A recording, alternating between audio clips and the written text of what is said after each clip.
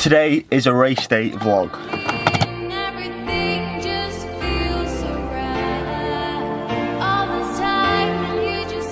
Good morning, welcome back to the vlog. The race today is at 9:30, which, yeah, that's early. Especially for UK racing, the early races tend to be around 10 o'clock. So half nine, it is early. It's also fairly cold this morning. The car temperature is saying 6 degrees Celsius. However, it is dry and we've got blue skies, so I think it's going to warm up nicely.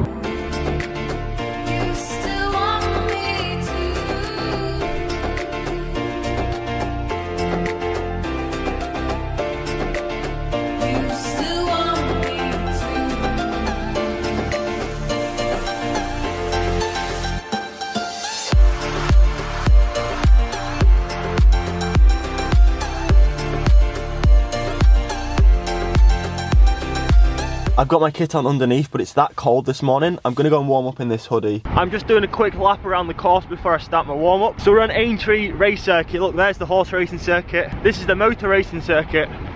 But anyway, today's race is the same format as it was last weekend. So it's a handicap race. There were different groups that set off at different time intervals.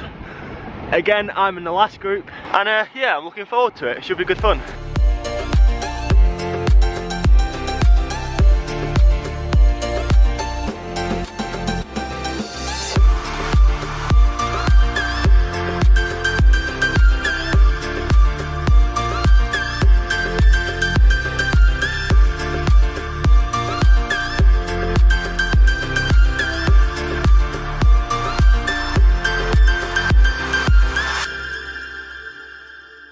Alright, let's do a little bit of a post-race rundown, break the race up a little bit and just talk about it. So as I mentioned, the format of the race was handicapped. I think there was about 4 different groups between the juniors, the third cats, the second cats and the elite. So it really didn't take us that long to catch all the other groups on the road. Maybe 6 or 7 laps of a 1.5 mile circuit. We managed to catch everyone pretty quickly. So the total field size of today's race was 120 riders. In my opinion, it was a little bit too many. There was a few sketchy moments in the race, because if you think about it, we've got a whole range of different abilities, from the domestic pros that were there, Ed Clancy was there, to the young third cat riders who haven't got the experience of racing in a bunch. And to go from racing a youth race or a junior race around a crit where there might be 15 or 20 other guys to a bunch of 120. Yeah, in my opinion, there was just a little bit too many people there. So I'm just going to skip back here to the start of the clip when I started talking, and you'll notice that I've stayed on, most of the time I'm on the outside, whether that be the left hand side or the right hand side.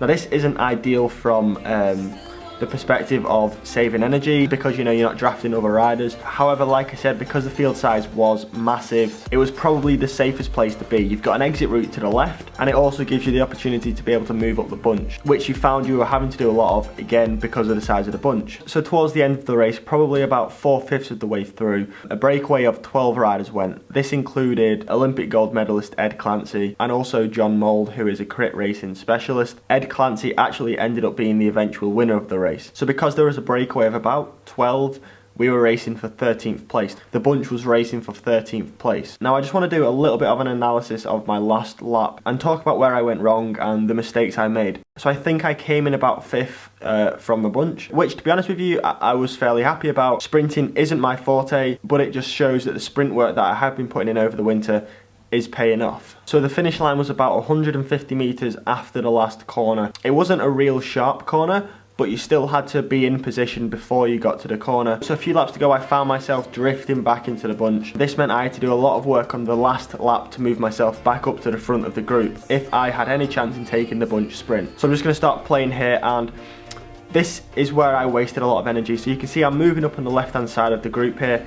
It was a crosswind from the left, so I'm completely exposed to the wind here, but it was a case of now or never. I knew if I needed to expend this energy, if I didn't expend this energy and move up the group, then I would have simply not picked up any position anyway. So to me, it just was something that I had to do. So I'm moving up here on the left hand side, completely exposed to the wind. This is yeah, this was very, very poor sprinting. But again, sprint is not my forte. Tactical sprinting, I've got a lot of work to do, evidently. So a few guys at the front are just peeling off because they're the lead out for their team members.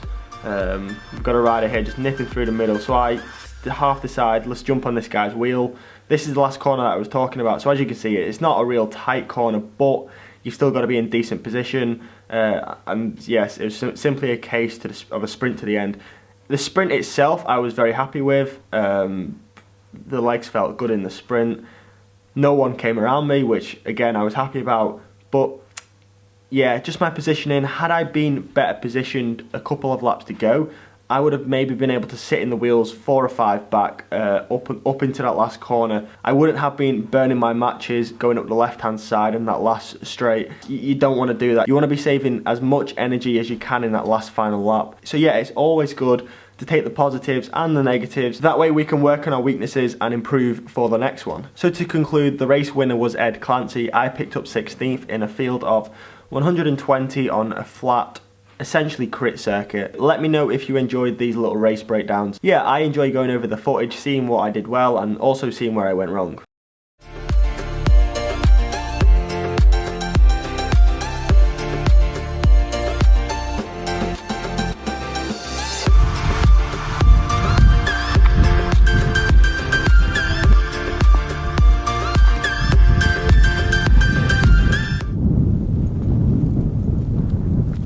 Since I got back from the race, I've been watching Strade Bianche on TV, and now I'm walking these two.